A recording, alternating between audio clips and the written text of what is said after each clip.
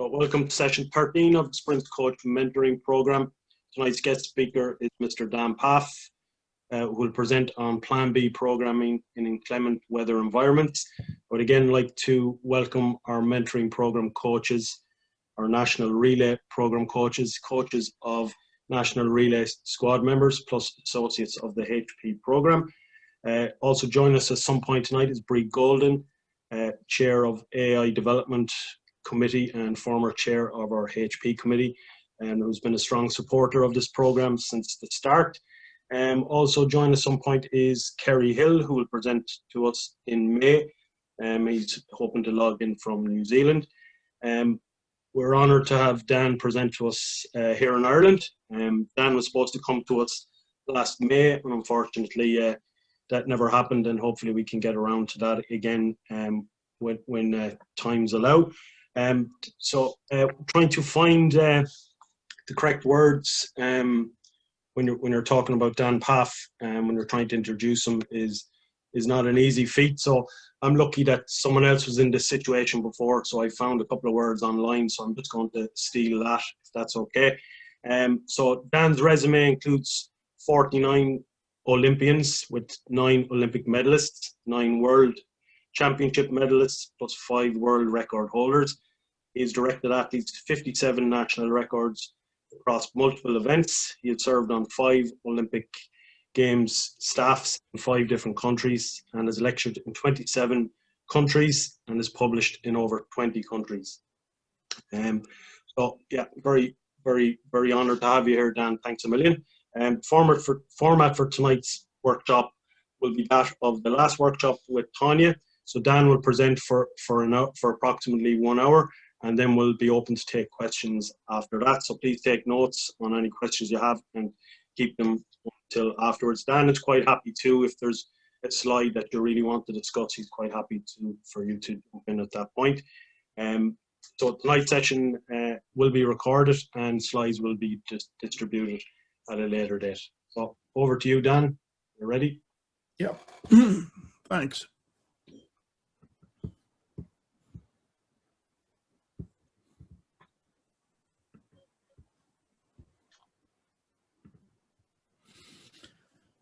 Okay, so screen showing there, guys? Yep. All right, so this talk is kind of my journey over 50 years working in a lot of sports and working around the world in various sport disciplines.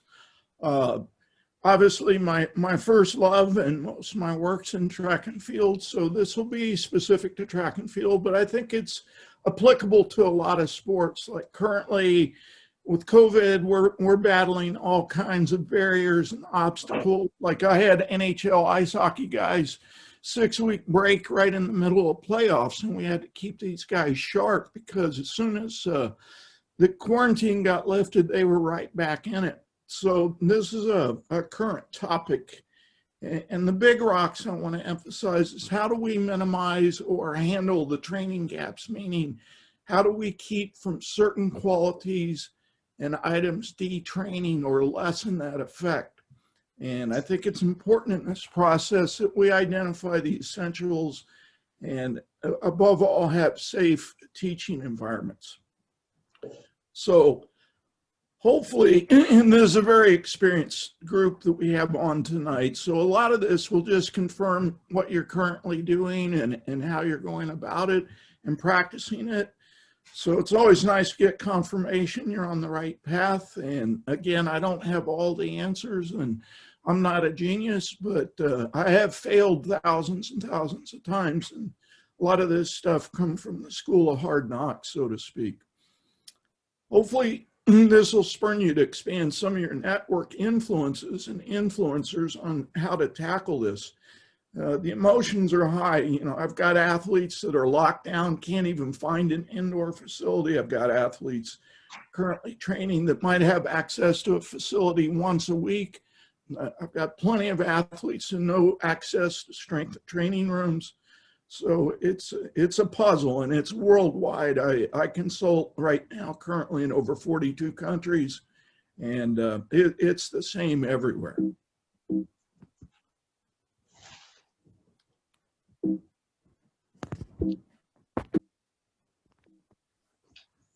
some reason I'm blocked or frozen here.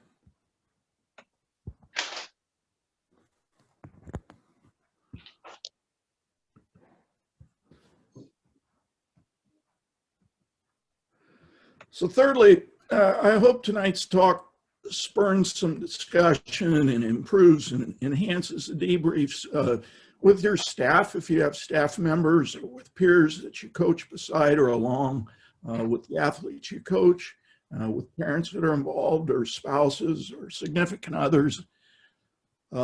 Big believer in the debrief process, constantly having formal and informal debriefs in a systematic, regular fashion. And I'm going to share some audit findings from my work in this that span 50 years, but especially these last 12 months that have created a unique puzzle and obstacle barrier course for us. And lastly, I hope to increase curiosity and research and study efforts in some of the concepts that we're going to present here. And, you know, this is a complex puzzle, and trying to understand complexity is not a simple task. So hopefully some of these slides tonight will improve that understanding. So I think we have to start out with how we coach and plan and implement things. And these are the big rocks. As I've studied coaching and teaching and pedagogy and whatnot, we all drift around these essentials and fundamentals and heuristics. You know, like cut and paste. When I was a young coach, I would, you know, see a great workout and cut it out and paste it on the programming thing. And we have mentors that influence us. We have our experience, but, you know, gladly, I don't coach athletes how I was coached. I was coached in the 60s by military top-down, pretty insane stuff. So through mentorship and research and whatnot, I've been able to evolve as a coach. And we all have to battle biases. And, you know, at the end of the day, programming is an experiment. It's a scientific process. We come up with a hypothesis. We build our test battery. We put the athlete through their paces, and then we analyze the results. And one constant theme I want to keep bringing up tonight is, do we know what we're implementing is really having the effect that we think that it's having on these athletes or moving the ball forward? So I think it's worth reflecting some of these big rock principles on how we plan, coach, and implement. So what are the big rocks? You know, what do we analyze in our programming and our athletes' work? What causes leaks or deficiencies or aberration in movement or planning? And how can we change and modify these things over time? Do we nudge? Do we emphasize strengths? Do we identify weaknesses and gaps? You know, how do we distribute our ergonomic energy on these processes? And are we constantly identifying the essentials and the fundamentals of the sport or the needs of this athlete? So this will be the big rock pursuit here. So when it comes to planning, these are the big rocks. And tonight's talk is about the upper right corner, their contingencies. So who are we training? Sorry, Dan, just your screen is not shared. I'm not sure what's going on there. All right.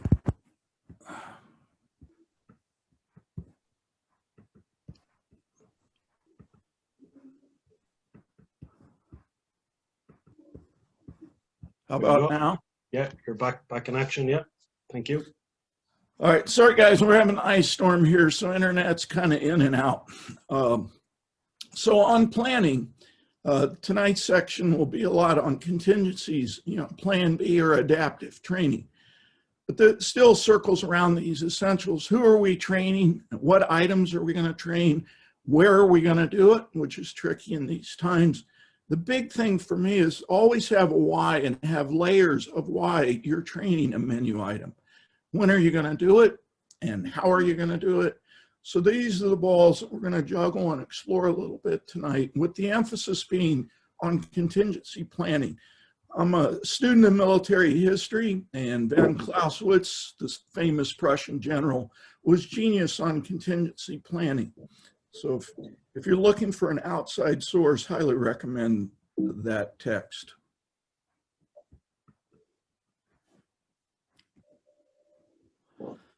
So I think a good starting spot is to identify KPIs. And KPIs for us are key performance indicators.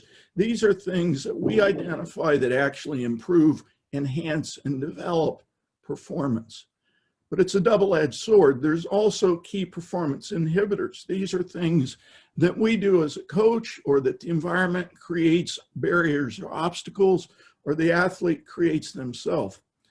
So keep this in the back of your mind as we go through these things. What are inhibitors and what are indicators for success? So for me, it's about identifying essentials.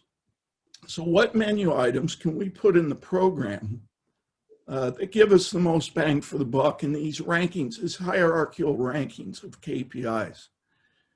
Volume is obviously an essential. So how much we're doing of a menu item of an activity, the intensity at which we're doing it. And I think density is an under-discussed variable.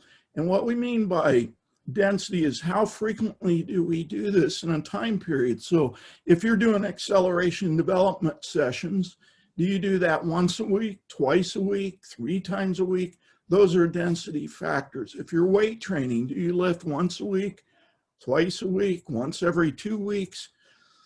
So the density part of the equation, a lot of people get caught up plotting volumes and intensities, but they're totally ignorant or unaware of the density factor. Injuries are always a big part of our industry. And so I've done research over 50 years around the world with all kinds of sport teams, and it's an epidemiological study, and we crunch types of injuries, severity of injuries, how many games they missed or competitions, missed practices, forced to go to Plan B training, things of that nature. And there's 4 drivers of injury that we have to be aware and work around in our planning. And the first one is programming. Sadly, a lot of us write programs that drive athletes into either chronic or acute injury status. Lifestyle factors are huge, and this is kind of athlete-centric. So sleep hygiene, diet, nutrition, life management, financial pressures, school pressures, academic pressures, family of origin issues, various icebergs and barriers, crash programming and development. Biomechanics, I'm an applied biomechanist, so this is a big one for me, is do we have biomechanical models and templates for everything that we write, whether it's warm-up drills or running sessions or weightlifting activities or plyometrics? Do we have a model that we teach to? Yeah, there's bandwidths, there's some allowances within that model, but we have to teach towards a constructive model, because the closer you are to the model, the greater your efficiency and the greater reduction in injury risk. And then lastly is sports medicine strategies. And sadly, there's a lot of bad sports medicine and PT theory and efforts out there. So these are the 4 balls that we're constantly juggling and working around in our program, because as you all know, injury is what stops the show more times than not in anything that we see as coaches. So on contingency planning, or Plan B, it's my belief that Plan B should be as close to Plan A as possible. And what we're looking for here centers around a transference paradigm, like are the biologics similar, are the kinetics, the forces we're creating similar, and the kinematics, or the angles and positions and landmarks similar. So for example, if it's super icy and slippery and we can't do our block start workout or acceleration workout, what can we do maybe on a stationary bicycle or on a stairwell or in a parking garage where we can stay close to Plan A? Might not be exact, but we're not creating these big training gaps by going to something too global or too general. In injury and return to play or bad weather training, I think a lot of times coaches go way too global, way too general, they create training gaps, well-meaning, but they're training things that don't add value necessarily at the same dividend payoff that Plan A would have for them. So like I was saying, I had ice hockey guys laid off in the middle of the playoffs. So to keep my guys sharp, I had them in rollerblades in their driveway, dodging their dogs and their kids on tricycles and whatnot to keep sports specificity up. I've got folks down in Australia at the Australian Open. So I got guys doing forehands and backhands in their hotel room against the mattress and the wall. And I caught this one on the internet. So people are still even getting their strength training done. So Plan B is, how close can we stay to Plan A through creative measures? So we talked earlier about this density issue in programming, and whether it's in a return to play off an injury, managing a chronic injury like chronic Achilles tendinopathy or patella tendonitis. Some of us coach aging athletes, KPI hierarchy, do we have the menu items that we train listed in a good hierarchy of to control this management? And all of these factors have huge influence on this density, how frequently we're going to do these various menu items.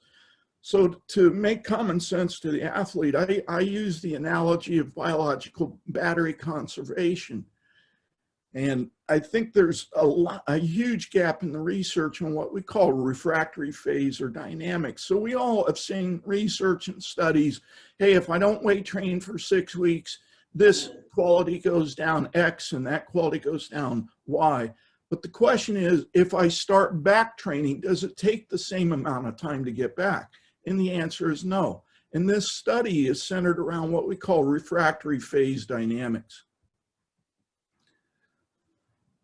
So I kind of use a generational classification scheme in programming. And this is a tree of about 12 different species and different generations. So I use that as a visual stimulator to think about generational programming. So let's look at a generational example format for a sprinter. The first generation of programming is competition racing. That's what we're pushing towards. That's the main objective. That's first priority. That's the highest KPI. So we classify that as first generation. Then we can get into discussions. How often do we race? How frequently do we race? What distances are we racing?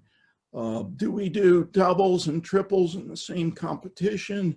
Do we do back-to-back competitions, so on and so forth? So the first generation has many layers and spectrums to it. The second generation are things that support the first generation. So how do we improve competition racing? Well, we work on block starts, we work on acceleration runs and efficiencies and biomechanics and strategies and race distribution on acceleration runs. We do speed training, we do alactic runs. So these are supportive measures in the second generation that support our first generation objectives. Third generation would be things that support those first two. So this might be various types of interval training, tempo runs, sled work, running hills, things of that nature.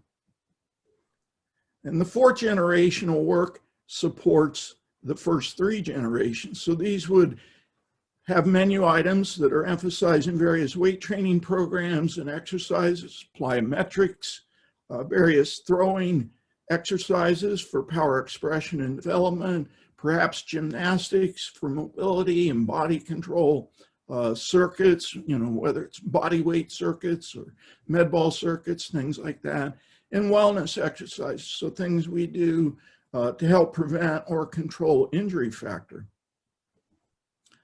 So there's not a lot of general or fifth generational work in our programming for sprinting. Now, what's interesting, if you have a younger or a developing athlete, this pyramid may flip upside down where fourth generation might be your priority. So it's almost an inverted concept here for a developing athlete. But the takeaway here is a ranking of tasks of the things that we're doing in program. So the number one goal is to improve and enhance competition racing. That second generation, as you study around the world, people that coach world-class sprinters or elite developing sprinters, these are the components that we consistently see in their program. The third generation has a spot, and some of these generations may have greater emphasis at certain times of the year and a less emphasis later in the year. But this is a hierarchical ranking, if you will, of coaching sprinters. So in sprinters and hurdlers and jumpers, we're always concerned about movement control. What controls the movement? Well, obviously there's muscle systems and skeletal systems. So a lot of our work we're doing trying to influence these systems. But there's also fascial systems. So there's the fascia that interconnects the tissues, the tendons, the ligaments, the bursa, the fat pads, and capsules. And there's fluid in the body in our joint systems. If you ever rolled your ankle and it's really swollen up, you understand how a change in hydraulic fluid in a joint can affect movement and output and efficiencies. We obviously have the brain, the spinal cord, and the central nervous system involved, and we have proprioceptors involved in this process, Golgi tendon apparatus, Ruffini fibers, muscle spindles, Pacinian corpuscles, things of that nature, a lymphatic system, and various organs. So you can see when we're writing programming, we're not just affecting muscles or the skeleton. There's a lot of other variables that we're affecting. And when we change programming, a slight change in any menu item is going to affect this solar system that controls movement. So we need to dig down and figure out, hey, if I'm going to add some volume or increase the intensity or change the density pattern, how is that having a knock-on effect in these movement control factors? So for a lot of us, we're wrapped up in numbers. You know, how much do we do and at what intensity did we do and frequency? And programming is a lot like being a pharmacist in a way. So we're writing an insult or an input into a biological system, and it's going to have a reaction. So if we don't give enough, then the patient doesn't get well. But if we give too much, we could poison the patient. So I think it's important to have huge respect for how we manipulate and vary our numbers, because we want minimum side effects and we want maximum healing or progress, if you will. So rest intervals is another factor that comes into play with our programming and our writing. And I think along with density, I think rest interval research and science and application is one of the most understudied variables in sprint training.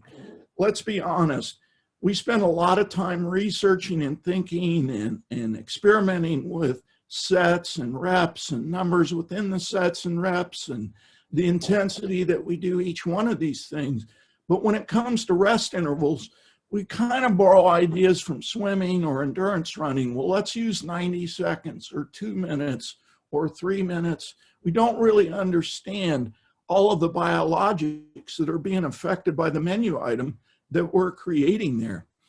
So some of the things that we've found through time that happens during the rest interval is growth hormone circulation increases, cortisol levels change, acidosis occurs within the body, certain hormones elevate, protein synthesis elevates, there's turnover, there's change in the protein environment, there's instantaneous repair and regulation of various metabolic functions, and there's a lot of change happening in the microRNA environment.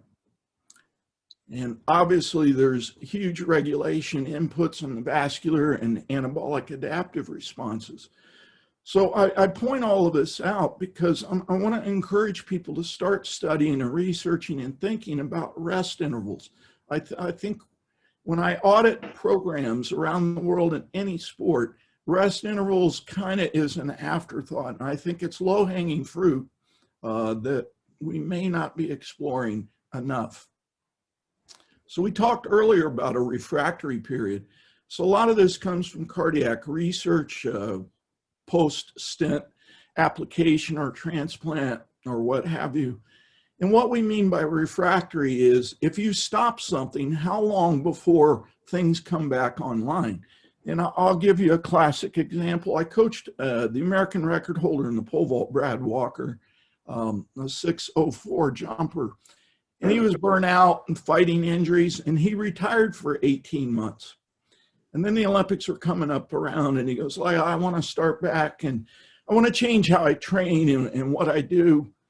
But I don't want to train like I used to. I want to change things up. So we agreed to weight train maybe once a week because he was burnt out and he had some injuries. So he hadn't weight trained in 18 months. His third session back in the gym in a progressive set of power cleans, 10 by 2 reps, he power cleaned 150K. His personal best was 160. This guy hadn't lifted in 18 months. In his third session back, he was at near PR status. So this is an example of the refractory research that I think a lot of people need to dig into. A lot of us battle numbers, group numbers, even in COVID. And we've got restricted spaces and we're hopping fences and we're training in parking garages and what have you. How do we manage the group number thing? So I use a mailbox mindset or paradigm or file folder. So I break people into groups based on health status or their event group or their biomotor skills or what's the most effective peer environment. Like I learned as a high school coach not to have 10 ADHD guys in the same group and not to have 10 chatty Cathys in the same group. So how we break down our groups for management, I think is a very important factor and probably more important factor in these Plan B environments that we're in. So all coaches use movement screens or grids. So you watch your athletes warm up and do these sessions and these menu items. So coaches have been doing movement screens that the physios love to talk about. We've been doing it for centuries. It's called watching practice. And every item for us on the training schedule is a movement screen. So every drill in their warm up, every drill in their cool down, every weightlifting rep and exercise, every plyometric, every run is a movement screen. We have to pay attention to what's going on and how they're doing compared to the model. So we have to constantly, through video review or expansion of video capabilities or active coaching eye, we've got to train the eye to see these landmark positions, planes, axes, and angles. And seeing in real time, I think, is best built by extensive time watching video and photo review skills. So today, we're kind of talking about what we call as a 3-day rollover scheme. And how I came about this is I was forced to change into this formatting by what I call Life 101. So as a younger coach, I had athletes all over the world at one time. I had people in China, Europe, South America, the Caribbean. And this is before internet and cell phones and texting. It was fax and calling card type driven process. And I'd have athletes calling me at 3 in the morning. Coach, I didn't get in the meet. What should I do today? Or coach, my hamstring's tight. I'm supposed to do this workout, but I can't. Or, hey, my agent put me on a train. I just rode 15 hours. What should I do on my next workout?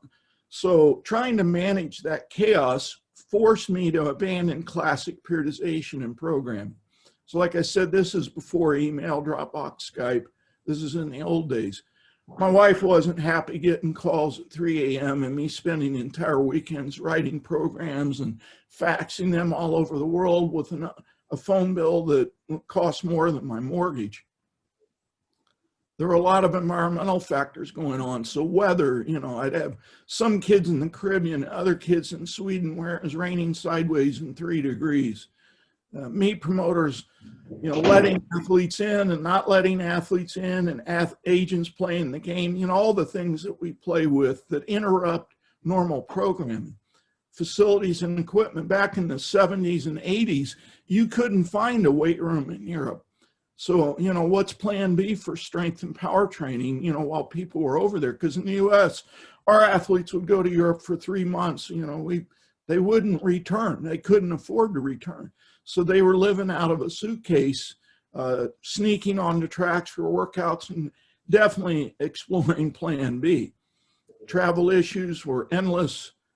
Support staff, in our sport, we don't have very big support staff. So how do you horse trade and develop and teach athletes self-therapy schemes and rehab schemes and performance levels? The kids getting in the Diamond League meets, no problem. But a lot of kids were on the sausage circuit where they were living meet to meet.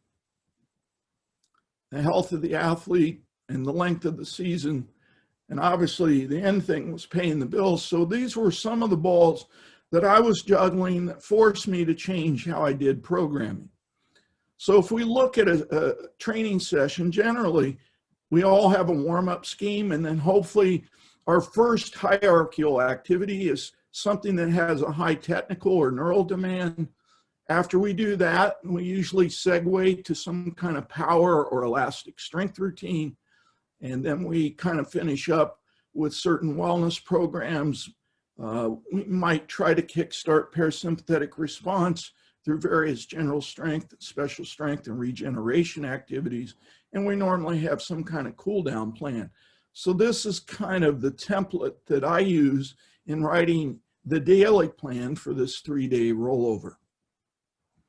And a lot of our athletes, especially in COVID, we don't have access to PT clinics or physios or whatnot. So we're having to build out a lot of self-therapy and self-rehab things with muscle floss bands and distraction bands and, rolling exercises and various types of mobility and flexibility activities. So we give them a lot of homework and they have different types of hydrotherapy to get involved with. So the components and what I think are critical factors to analyze in building program hierarchy. So obviously we're working, and most of the coaches on this call, with kids, athletes that jump, sprint, or hurdle. So acceleration and speed enhancement needs have to be very high priority. Of course, we have to have power maintenance and power development.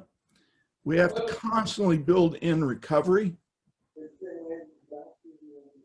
We have to always be ready for the next comp, and those comps are irregular as we're learning through this COVID thing. I had kids scheduled for meets canceled. I had kids hanging out in Europe, all of a sudden got in a meet that we weren't expecting. So this is another big factor. We have to keep work capacity levels up, and we need to develop metrics to analyze that all of the above are being addressed. We have to continually monitor the wellness factor. And on this battery idea that we were talking about, we have to monitor and make sure that we're dealing with the batteries and the enhancement of these batteries. Because just like your phone, if one part of a battery system goes down, it's going to draw energy from the other.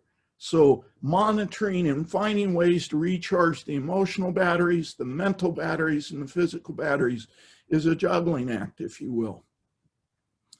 So in my mind, if you have good programming, it should be able to expand or contract as dictated by the environments you're in and the seasonal needs. So the order of the days as we go through this is important. How you develop compatible and complementary training and order the days is highly critical. The club system in Europe is a nice fit. Most clubs in Europe do already a 3-day type cycle, and they may have athletes do things on other days, non-directed. But in essence, the core European club systems has been a 3-day rollover. So we're looking for common patterns in how to manipulate these 3 days in a rollover cycle. So a lot of athletes, it's train a day, rest a day. So we call that the 1-to-1 ratio. Some athletes do better at certain times of the year if they train 2 days back to back and then build in a rest day and then do day 3 following that rest day. Some athletes like to train a day and take 2 rest days. This is more common with elite sprinters in a late competition type cycle.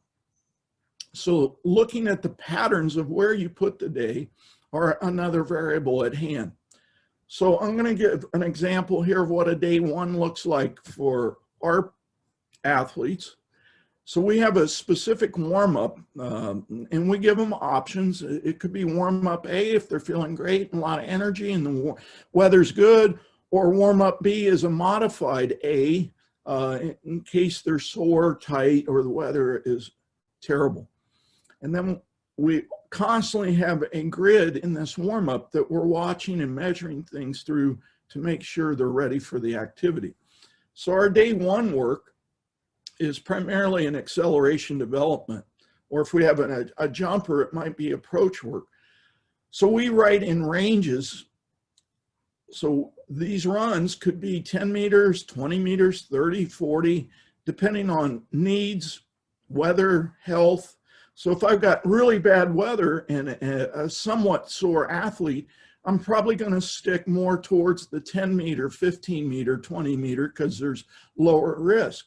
If it's a beautiful day and they're feeling great, then we may do a ladder type workout where we do a few runs over 10, a few over 20, a few over 30, and take it all the way up to 40. In general, we do sets of 3 with sets of 3 or 4 sets of 3 reps in each set. And our rest intervals are generally 2 to 3 minutes within the set.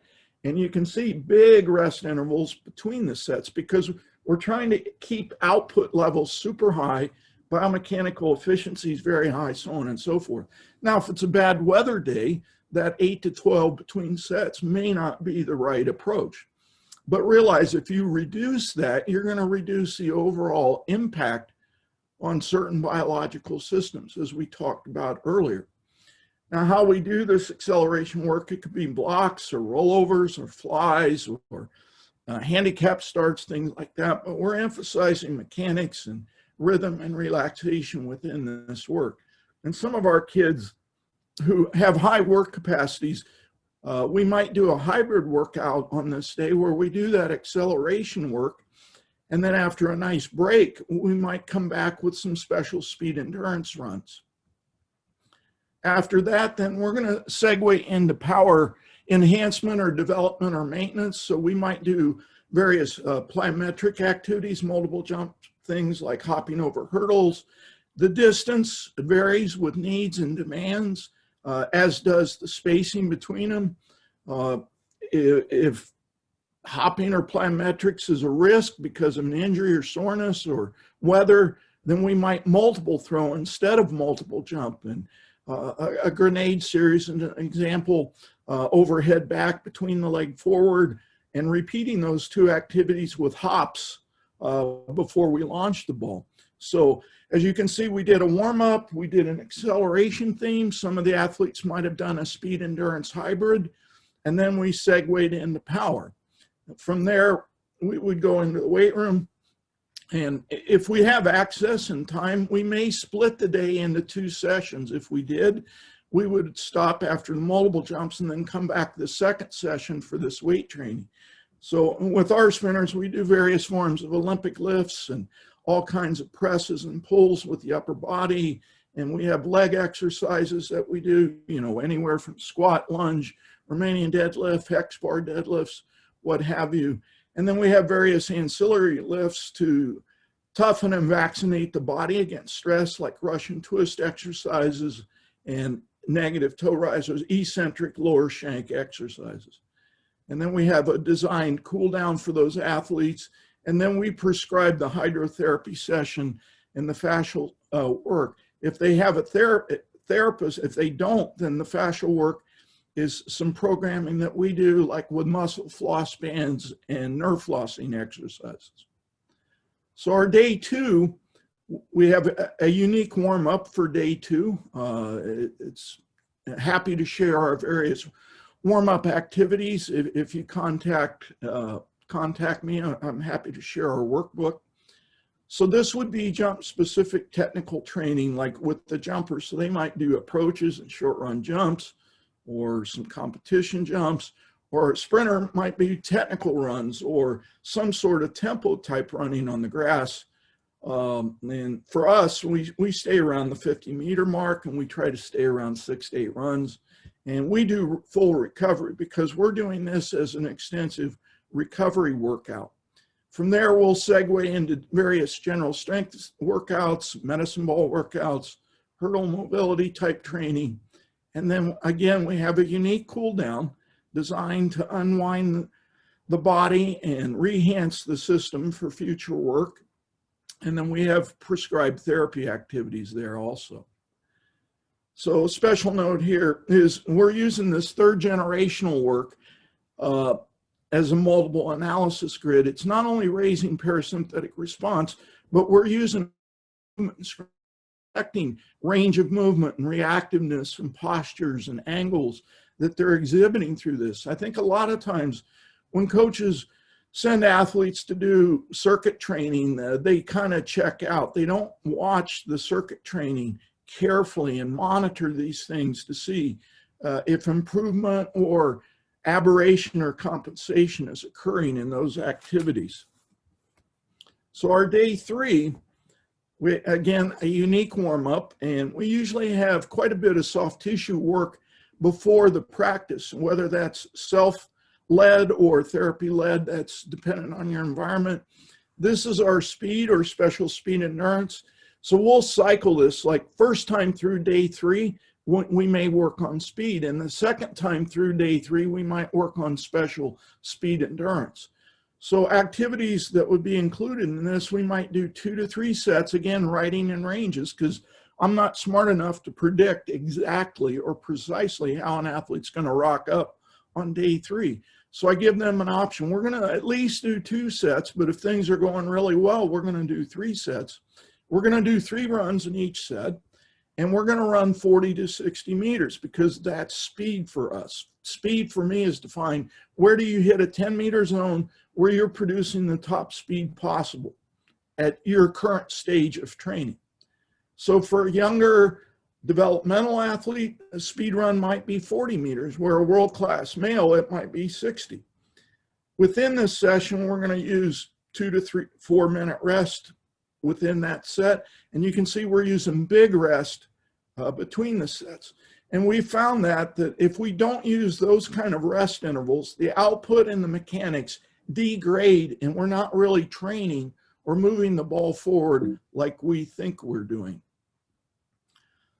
Some people might opt into what we call alactic running on this day. So alactic runs are pretty high speed runs, 90% or better. So we're going to do 1 to 2 of these. It might be over 90 or 120. It could be in a sprint, float, sprint motif, and we're using full recovery. Now, if we're trying to develop certain alactic capacities, we might change that workout into like 3 by 90 with reduced rest of 8 to 10 minutes, and they're running at 90% intensity. So you can see there's 3 kind of holistic options there. So depending on time of year, strength or weaknesses of the athlete, that would dictate which one of the 3 that we're doing. But eventually, each time through this 3-day rollover, we're going to tick every one of those boxes over time. From that, then, we segue into elastic endurance. Because these are more enduring running sessions, we found that it's compatible and complementary to do our elastic endurance work afterwards. And so we're going to stay with very simple plyometric exercises like skip for height or skip for distance or scissor bounds or alternate leg bounds, things that are safe and simple. And we're going to break those into sets and reps. And again, posture, rhythm, form, and output dictate our total volume for that work. The weight training on day 3 would be similar as Monday with certain variations or eliminations. And we have, again, prescribed cool downs, hydrotherapy sessions, and types of recovery mechanisms. So some Plan B training items. And again, we have ebooks on all this. So if you want the ebooks, just let us know, and I'm happy to email those out to Daniel and he can distribute. So these are Plan B running activities. And the athlete's a little bit beat up. We abridge the gait into what we call dribbling. So we have dribble over the ankle, and we have dribble over the calf, and we have dribble over the knee. So what we're doing, we have three heights, obviously, to influence the radius of the recovery. So dribbling over the ankle, the radius is real small. We're making concentric circles about the support leg ankle. The calf, we increase the radius, and now you're recovering just above the top of the gastrocnemius, or the calf. And then above the knee, you can see that the recovery is above the support leg knee. So we have those three heights, and we have two shapes. What we're showing here is concentric, or a perfect circle. And then if we're getting healthier, we want to add a challenge, then we would change that shape into a more elliptical path. And what these abridged exercises are doing is they're restricting range of movement to reduce risk on certain structures. Our rudiment series, these are really low amplitude, short wavelength jumps, and they're multi-directional. We go forward, we go backwards, we go sideways. We might hold a med ball, we might have hands in different positions. We use different surfaces. Here we're on a softer surface. We'll segue to the track or to the jump runway. You can do it on grass. You can do it in the hallway of your home for Plan B. So these are introductory foundational exercises for plyometrics. You know, we're teaching amortization, how the hip, knee, and ankle yield. It's full-footed landings. Again, the athlete's only jumping maybe 10 to 20 centimeters in height, and they're only traveling 30, 40 centimeters in distance. So this is a precursor to more complex plyometrics. And then we might segue into various stand plyos, like standing long jump and double leg hops, and standing triple jump, and different combos. So this would be a second level of stress on the plyometric front. We could go into advanced things like dynamic hurdle hops, or if we're working on starting strength, we might do freeze hurdle hops, where you pause and you wipe out the stretch reflex, and you're working on starting strength. We do various types of drop jumping. So these are examples of power transversion maintenance. If jumping's out because of injury or risk or environment, we do a lot of throwing, different types of throws. So this Olympic champion, Greg Rutherford, doing an overhead back throw. So we developed metrics on these. He's throwing a 4K shot, 26, 27 meters. He was coming off a hamstring injury here. And we know that when he can hit 26, 27 meters, that he's pretty much ready to go back, you know, from a power standpoint. Christian Malcolm, this is kind of from our grenade series, where we're adding a plyometric to a throw.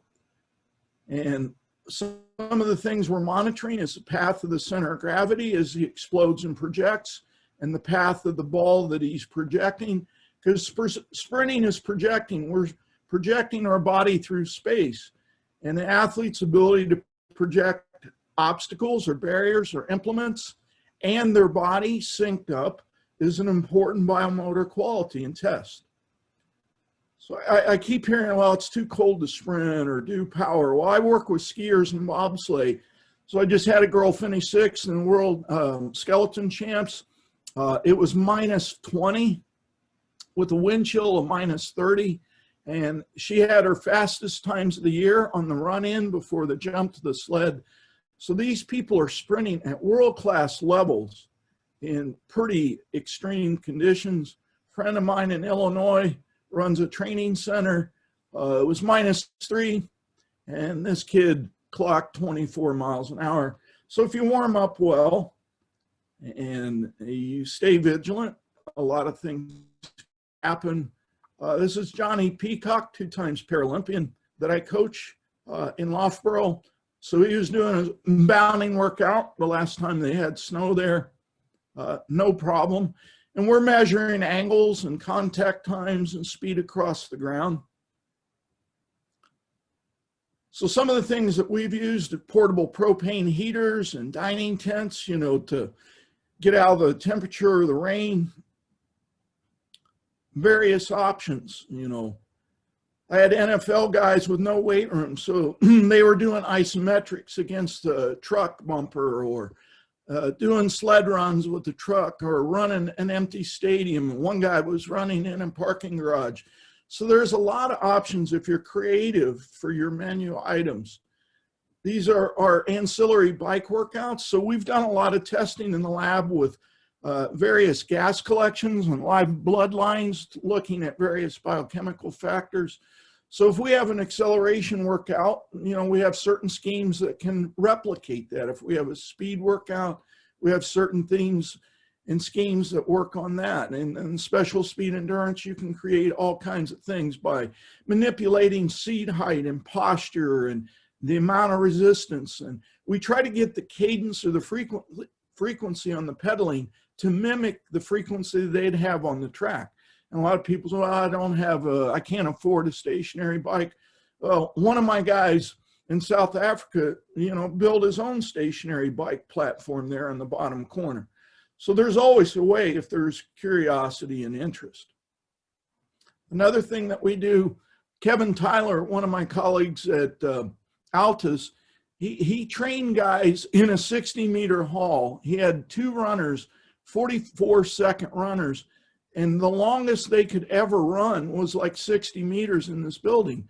So he developed these shuttle or upback runs where you run down under control, slow down, turn around and run back. So depending on the distance you want to replicate, it's how many upbacks that you do. And you can build in unique work to rest ratios that mimic what you would do if you were on a normal track or an indoor sport hall. So while we're doing this, I think it's important that we have a monitoring system. A lot of us don't have tech or expertise around us, but we can use the true measures that coaches have used for decades, like what's their posture saying to you, their body language, what's the rhythm look like, their coordination, feedback, tone of voice. If you got a person that talks all the time, they go silent, you may be overcooking them. If you got a person that never talks and they start talking, same thing, could be a problem. Constantly asking them perceived exertion index. How hard was that on a 1 to 10 scale? So we build norms using these field systems over time. So I think some overused analysis tools in this front, and these may not be the best indicators. You know, if your athletes are laying on the ground or puking in the buckets or, you know, sweating and it's -10 or whatnot, stopwatch or the 1 more rep phenomena, those may not be our best tools that we're prescribing the right thing or setting up the right density patterns. So some insights in these 3-day rollovers. It's allowed for very consistent levels of high performance for up to 3 months. Now I'll note I've had some athletes use these 3-day cycles for up to 10 months and really high performances. Inside secret, Greg Rutherford trained on a 3-day rollover his entire career. We just found that if we tried any more than that, he blew up. Sanity levels will improve. It forces athletes and performance people to identify essentials, fundamentals, and to rank them accordingly. It gives the athlete a routine and the coach a routine. And again, it really forces the athlete and coach to define the KPIs and the metrics used to measure these KPIs to make sure that we're moving the ball forward. So that's the quick run through on 3-day rollovers. Thank you, Dan. Guys, any questions jumping out first of all around the presentation?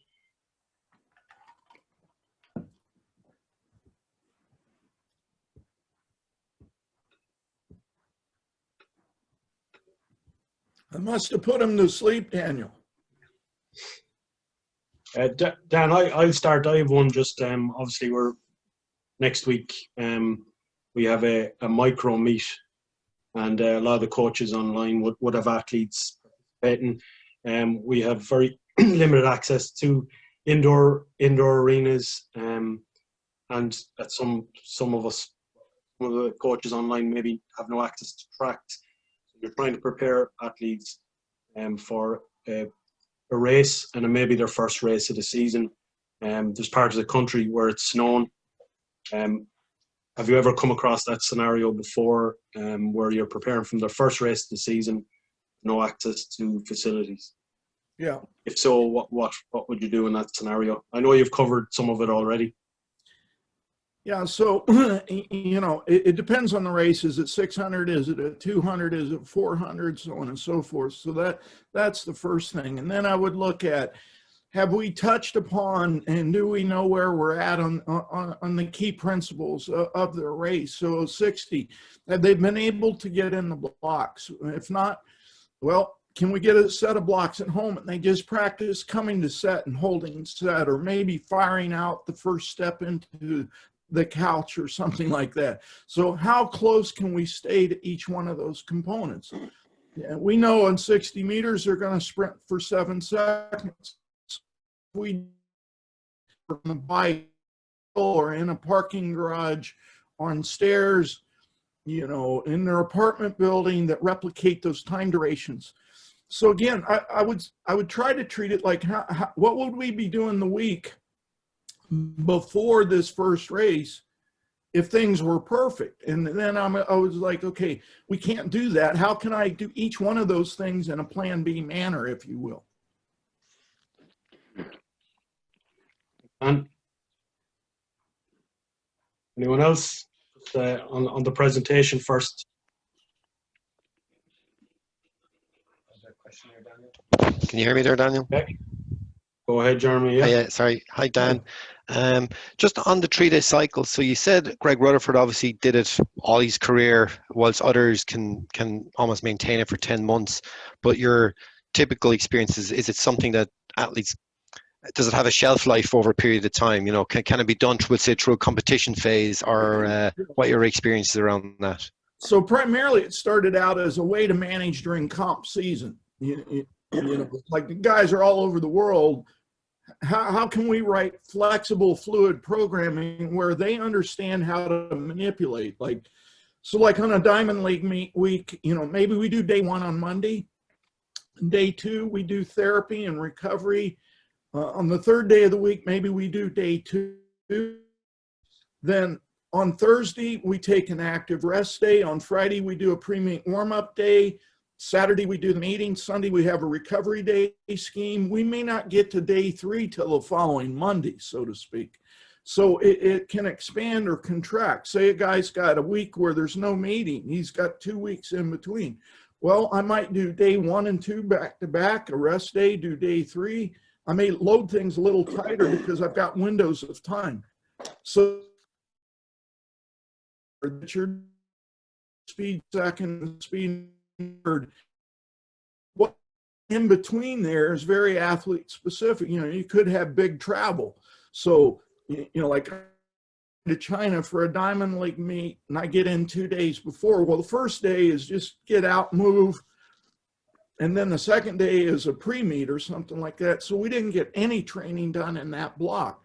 And that's the beauty of the 3-day is, can you tick that on a regular basis? Like with Greg, we found out that he could only lift about once every 2 weeks. If he tried any more than that, his hormone system crashed. So we had those 3 workouts that kept juggling, but then we'd have to sneak in a weight workout about once every 2 weeks to keep those things sharp and that chemistry up. But I think the essentials is identifying key workouts. So like with 800-meter runners, I can't fit it all in 3 days. So I have a 4-day rollover for them. And for decathletes, I use a 4-day rollover instead of a 3-day rollover. But it's more about the motif, identifying the key sessions, and then determining what works best in between these. And how I experiment with this is on rest weeks during the year. So on a rest week, we typically pull out a few days. We keep the volume and intensity high. And so we'll play with these patterns. Do they work best like 2 days and then a rest day?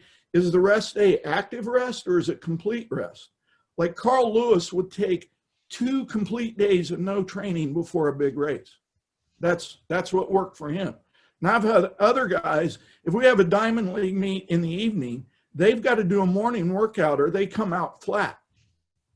So, you know, learning what your athlete reacts to, I think the best way to experiment on that is during your rest weeks, you know, playing with some of these patterns. But in general, this 3-day is more designed for keeping kids fit during a comp cycle, say June to August. But on return to play, it's also a viable tool. I do a lot of rehab and post-surgery stuff with, you know, professional athletes. And there's so much work going on in the therapy room that we can only get 3 other days of training in there. So it's another nice adjunct, if you will, on return to play activities. I suppose just that's perfect. And to clarify, that 3 days is not always, it's not day 1, 2, and 3, I'm going again, 1, 2, and 3. That 3 days could be within a 6-day window, 5-day window. 10-day window. 8-day window. Okay. Yeah. Perfect. Yeah. Yeah. Okay. Very, very, very important that you understand that. And that's what I had on those work to rest ratios. So like Donovan Bailey worked best one-on-one. So it was like work a day, rest a day, work a day, rest a day. Bruni Cern worked best 2-1. So train 2 days, rest a day, train 2 days, rest a day. Obadale Thompson, bronze medalist in Sydney, he worked best with a 1-3. So he would train a day and then he'd have 3 days off. The first day was sleep and rest. The next day was therapy. And the third day off was do his business, like sponsors and stuff like that, and then train.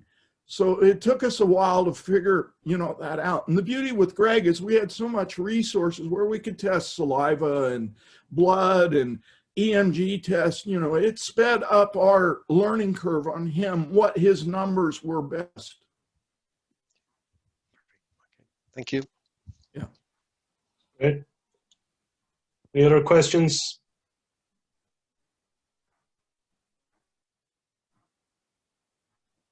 And correct me, in Ireland,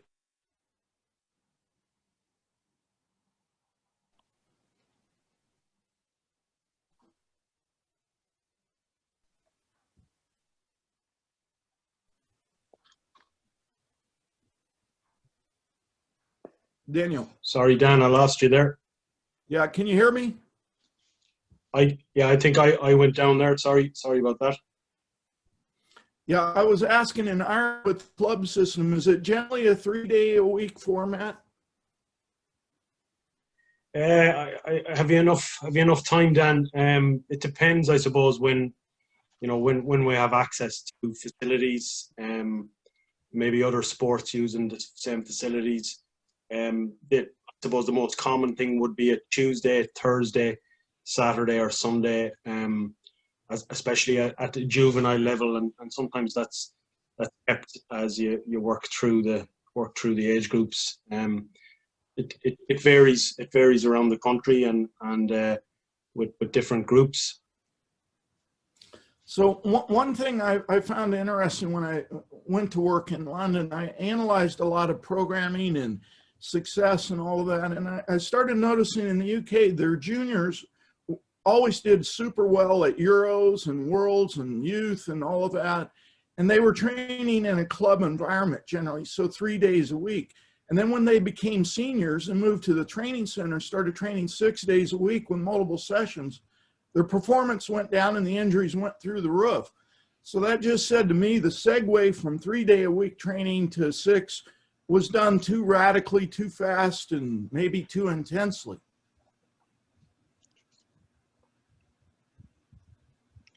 Yeah, and we'd see that here too, Dan.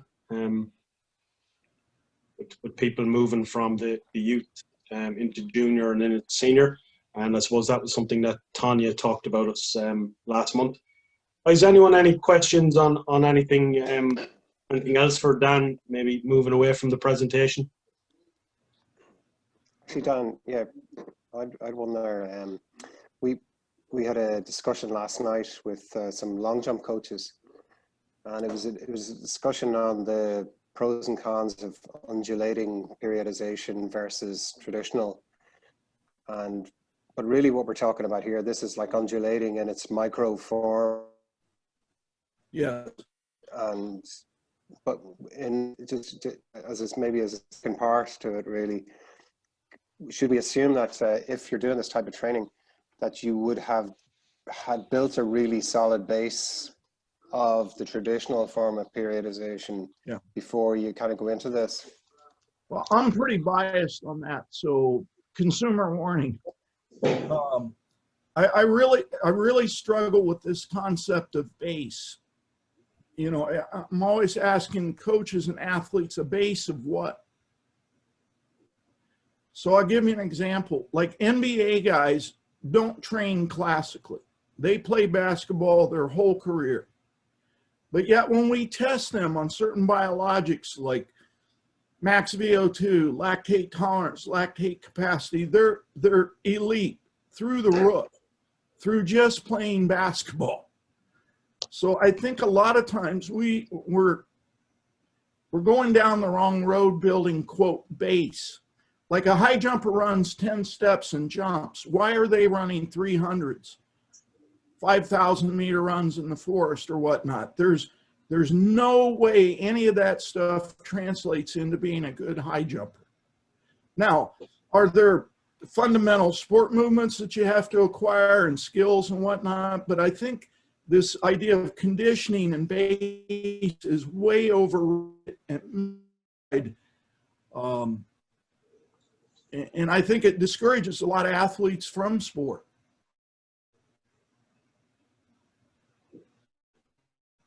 Does that kind of answer? Yeah, no, thanks. Yeah. I guess it probably raises a lot of questions, really. That what are we doing? Yeah, and why are we doing it? Yeah. Yeah. So there's no research that says having a higher max VO2 is going to make you a better sprinter. Now, max oxygen capability and aerobic factors to recover from workouts and rounds and all that, that's a small piece. But my question is, aren't we getting that through other activities? Do we have to do classic aerobic runs to develop aerobic efficiencies? So again, I'll use these NBA guys. You look at their max VO2 or their ventilation efficiencies, they're through the roof. And what do? Millions of short sprints, accels, and jumps. They don't train. And that's at any level. Like we've tested kids in middle school, high school, university. Again, they're always outliers on these ventilation tests, and all they're doing is playing their game.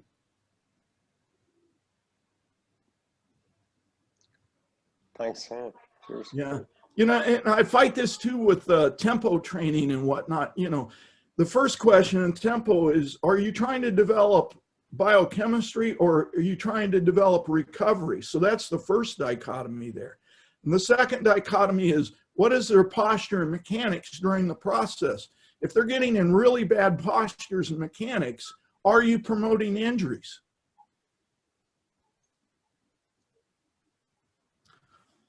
So like with Donovan Bailey, he was pretty lazy and he was pretty smart.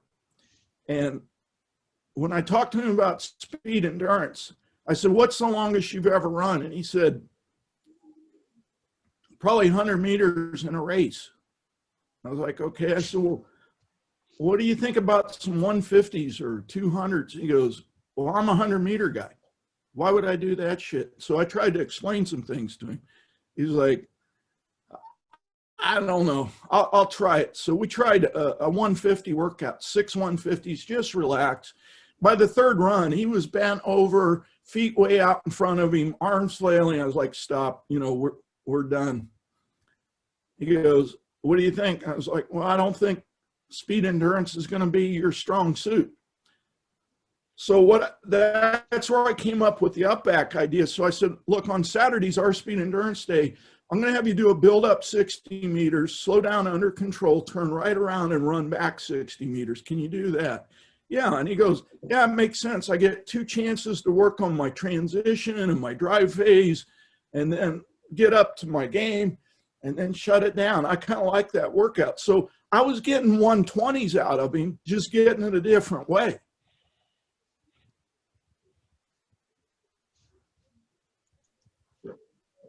Brilliant. Yeah. Thanks, Dan. Thanks, Dave. Is there anyone else? Any questions? It's a good opportunity to pick Dan's brain. Can you hear me? Yep. Yep. Yeah, Dan, you know the dribble that you do and the heel first landing? Yeah. Yeah. One of my athletes in particular has asked me to ask you that tonight. A hard time getting them to come down on the heel landing. Yeah. They don't feel it's right. Now I tell them. Yeah. So Well, I'm just wondering about that. I think you said about at our healing process, if rolled through the foot. yes. So there's a couple rationales between on our rudiment series and our dribble series. We encourage heel first rolling through the foot motions for a couple reasons. One, if you roll through the foot, you improve foot intrinsic and extrinsic muscle recruitment. 2, you fluid in those joints. Actually, there's a thin fluid through the joints. 3, on a dribble or a rudiment jump, they're only moving through space 1 to 2 meters per second. So the brain is through your feet. Right. 4, there's more surface area if you roll through the foot. The more surface, the more cushioning you have. Kids are so tight in the plane, hard way. So we start out with walking speed, super exaggerating this. When they can do it okay at walking speed, we segue into jogging speed, and we just slowly upregulate speed based on where they're at. So if they're on the ball of the foot, that's too fast in my mind. Downshift, stay with walking, spend a little time, give them incubation time to acquire that skill. Yep. Okay, that sounds good. And like I said, guys, if you contact Daniel and you don't have the ebook on dribbling or rudiment jumps, I'm happy to send that. It's free service from Altus for us. Thank you, Dan. If you're curious. Guys, anyone, any other questions? I've just wondered, Daniel, and again, just maybe just going back to the dribbling series and stuff, I tend to use it maybe as part of a warm-up. I just have it in there. I think it promotes good mechanics maybe.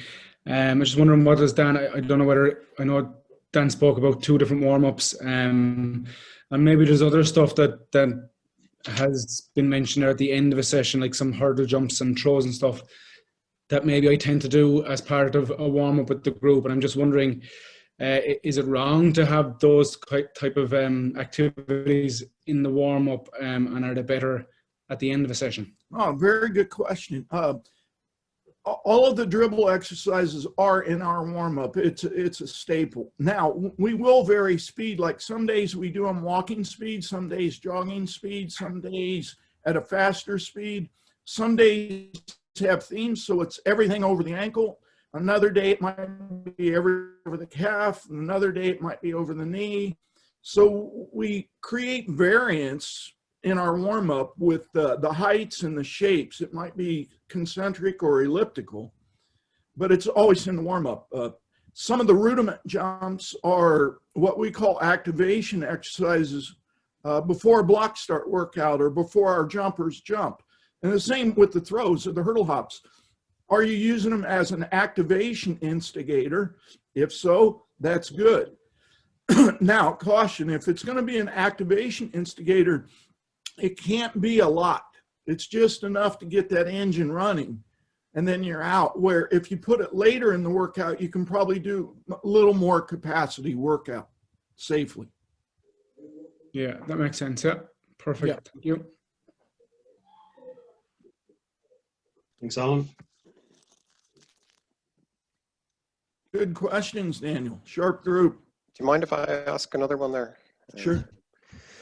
Dan, I just came across this with some throwing coaches. I was talking with Viesta and Hafsteinson, and we talked about just different experiences with different athletes when they're coming into competition, that some needed to have tension in their body and some needed to be really loose, and how you had to apply your lead in and your few days into your competition. Do you find that in sprinting as well? Absolutely. And it's not only the lead in, like what are you doing that week or the last 2 or 3 days, but it can be in the warm up. So if I got a kid that's super over aroused and hyper and distracted, you know, I've got to change the style of the warm up. So we have 3 basic principles in our warm up: ascending, where things are getting faster and snappier and quicker and more complex. That's ascending. Descending for a hyper person might be slowing things down, longer breaks, telling jokes, maybe doing some body therapies in between or whatever. And then we have our standard warm up, standard operational thing that seems to work best for those. So it's not only a puzzle of what do you do that week or 2 or 3 days before, it can be a puzzle what you're doing before the race. Or if you're running multiple rounds, how does your warm up for the first round change in the warm up for the second round? So your athlete may have a great first round, you guessed right on the warm up, the lead in, but now they're in the final. And that's a different stressor. And maybe they feel a niggle here or there, or they're racing against someone they've never beaten or whatever. That may influence how you warm up for that second round of race. So again, most things have layers to them. And so it's, what are you doing 10 days out, 7 days out, 3 days out, the day before in your pre-meet? You know, like I said, some of my Diamond League guys, we actually go out and do a really hard warm up at 10 a.m. for a 7 p.m. Diamond League meet. Now I've got other guys that they need to rest the day before the meet and the morning of the meet to be sharp. I've got some guys, they need a light flush massage before they compete. You know, Donovan Bailey, you could have a chiropractor adjusting his back or his hips or shoulders like shotgun sounds 5 minutes before the race, and he ran well. Obadele Thompson, if he got body work within 7 days of race, he was discoordinated. He could not handle it. So very good point. And, you know, that's where I think you experiment in practices and key competitions and lead in. You're trying to find, you know, what is the pattern that seemingly works best, but realize that pattern can change through the season with experience and confidence, but also even within rounds. How many times have we warmed up a kid first round, everything went well, it was a dream experience, you're like, wow, we're really going to rock in the final. That kid comes to you for the final and it's like he came from a different planet, like this guy you've never seen before.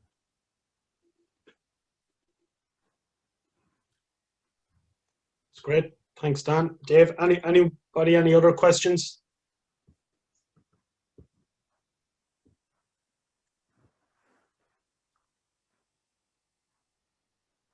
Okay. I think that's it, Dan. I just similar on to what David asked there. I was going to ask just the 3 sprinters you've mentioned: Donovan Bailey, Bruni Sarin, and Oladele Thompson. Just you know, they're all coming around the same period. What was the difference in their competition warm-ups? You know, was there any similarities or? No.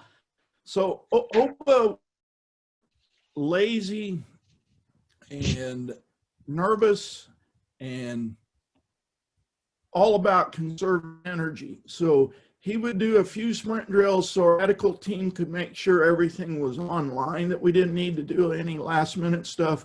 He'd get on the grass and do what he'd call bounce runs, kind of super elastic bouncing runs. If he was running a 200, he would take it pretty far pretty hot 150 before he went in. Donovan was about make sure my body's right. So we had a lot of different sprint drills and sprint exercises and a couple block starts, and it was all about making sure his body was ready to go. Bruni needed a lot of work to get going. So his warm-up was a lot longer, guys, and had a lot more menu items. And it just took him a while to get all of his biologics up and running. So 3 vastly different warm-ups. Thanks a million, Dan. Very interesting. Is anybody any other questions? If not, we might leave it there for tonight. One quick one. Go ahead, Jeremy. Yeah. Dan, Neil, and Dan. Yeah.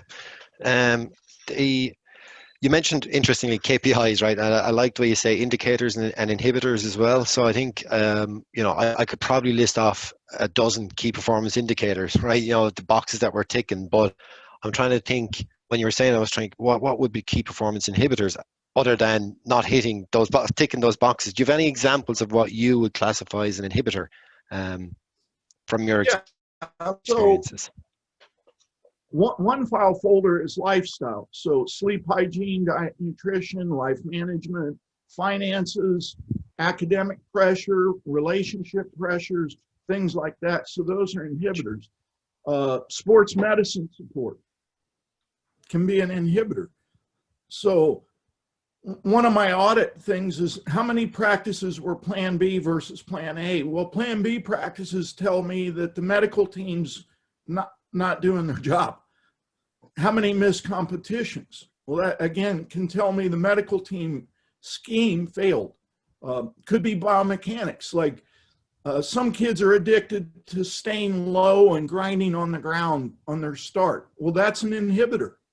That's a mental inhibitor. They think if they hinge at the waist and push like hell, that they're going to have a great start. And, you know, that may work at a certain stage of development, but then it becomes poison to them.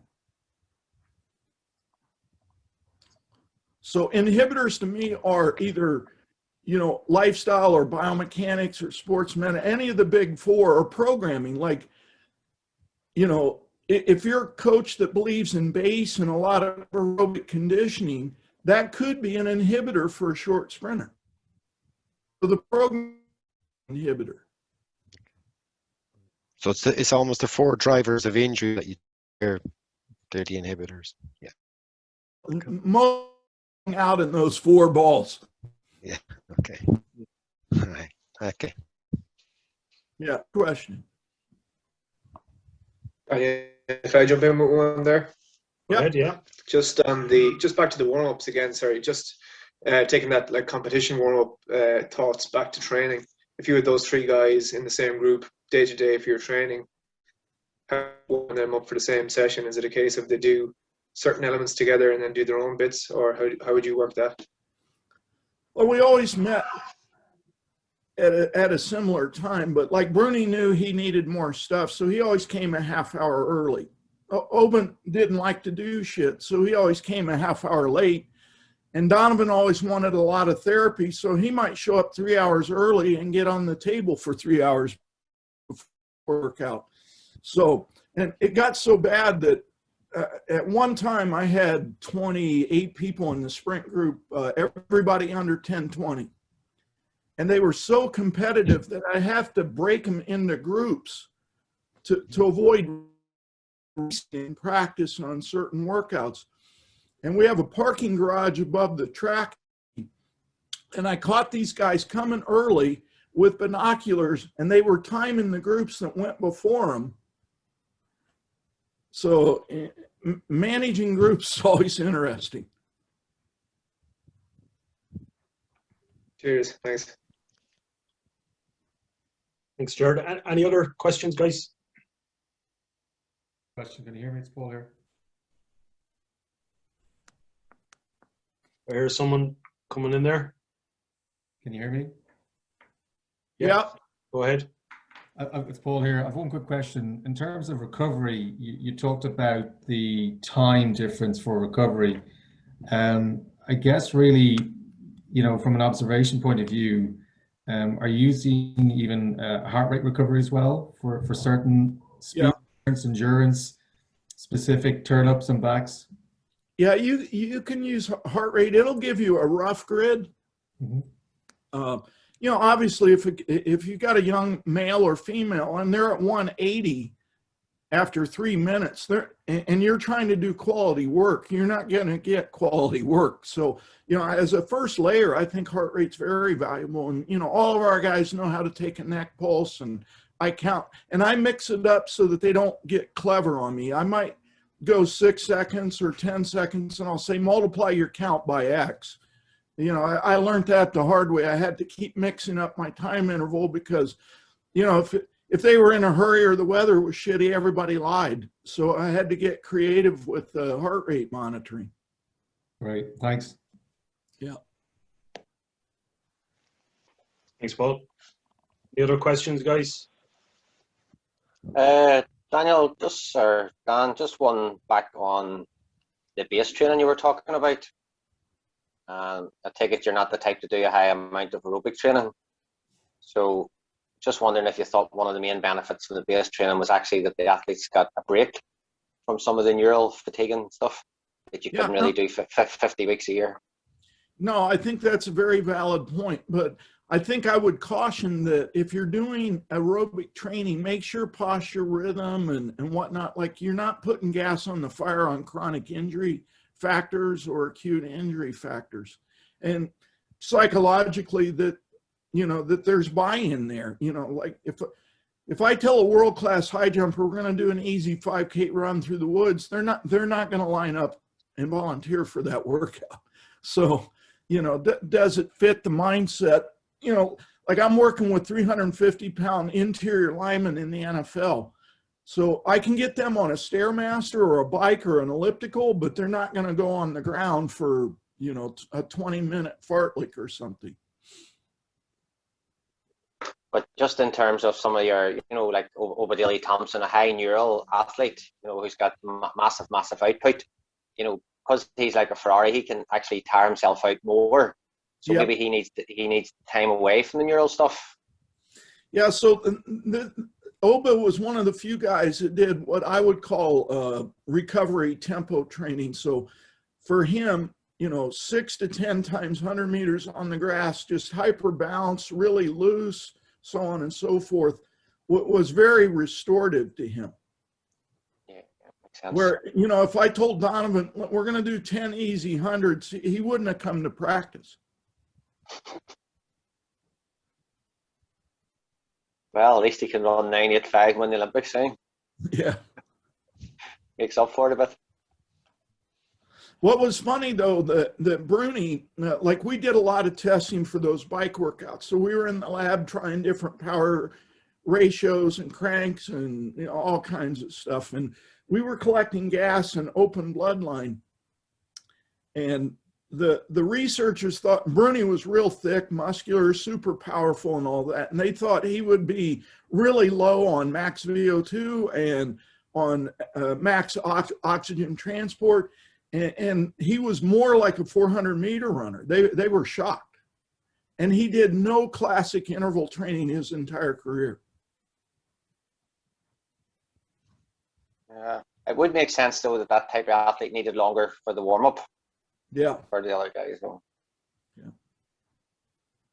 And that's what I was referring to about mailboxing athletes, like, you know, which file are they in? You know, like Obadiah was a greyhound with high CNS. And, you know, Bruni was tremendously muscled, but not a fast converter. It took a lot of time for him to apply force, where Donovan was kind of in the middle.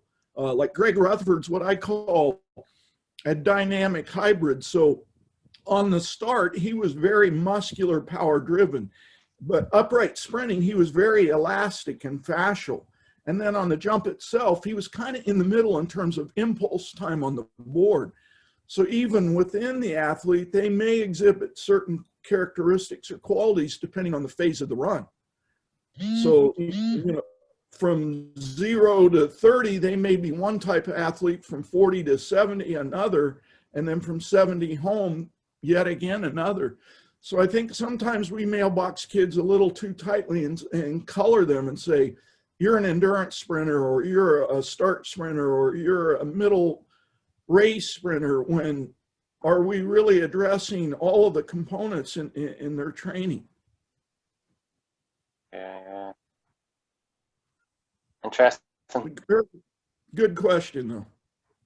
Thanks very much. But, you know, I want to point this out, because I have to sell this a lot in team sports. There's ways to develop aerobic efficiencies and outputs without doing classic aerobic activities. So, you know, like intervals and tempos, like even the circuits. So in the fall, when we're trying to build capacities and upregulate things, we'll have 10 exercises in our general strength circuit, and 10 exercises in our med ball circuit, and 10 exercises in our hurdle mobility. And we just go from one to the next to the next.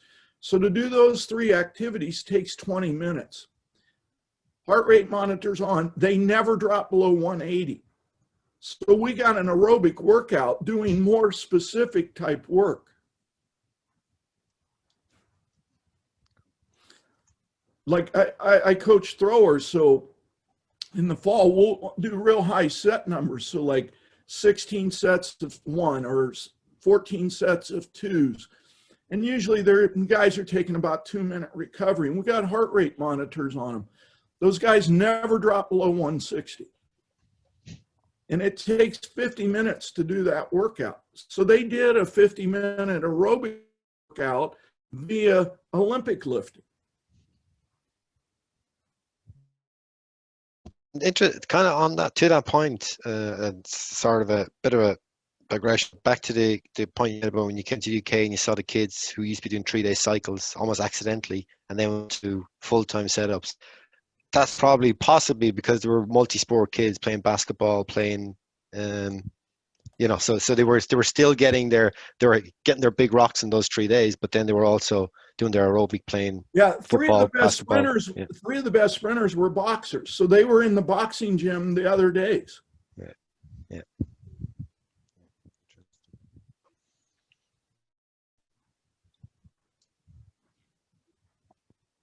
I think 4 of the best female sprinters were netballers. So they were doing netball, you know, on the in-between days.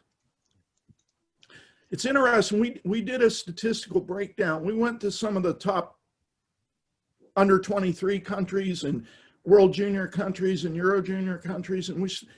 And people that would work with us, we did surveys and analysis of the coaches and the athletes and the medical staff. It was a massive project that UKA underwrote. And what we found, you know, the numbers were really low. Like people get on the podium at under 23 or juniors that make it as seniors, you know, it was very small.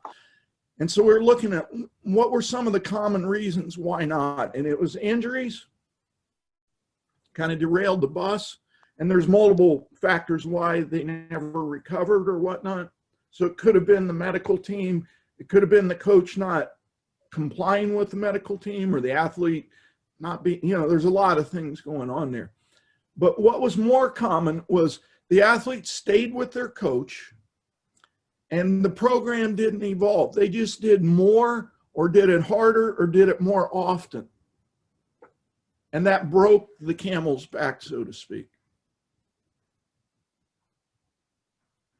So I study, you know, I work in a lot of sports, and I study aging athletes, like how they morph their training, their programming, their thought process to stay in the game. So I have 5 guys that I directly consult with in the NFL that are in their mid-30s, which is very rare in American football. And I've collected this information over time. They get smarter about what they're doing. They get better at lifestyle. They train less. They prioritize what they train. They train less frequently. You know, there's some common denominators.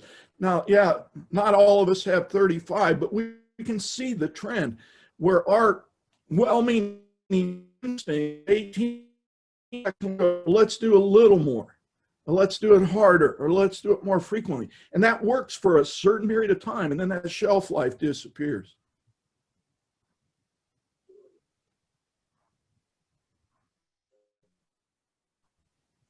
Thanks, Dan. Guys, any other questions?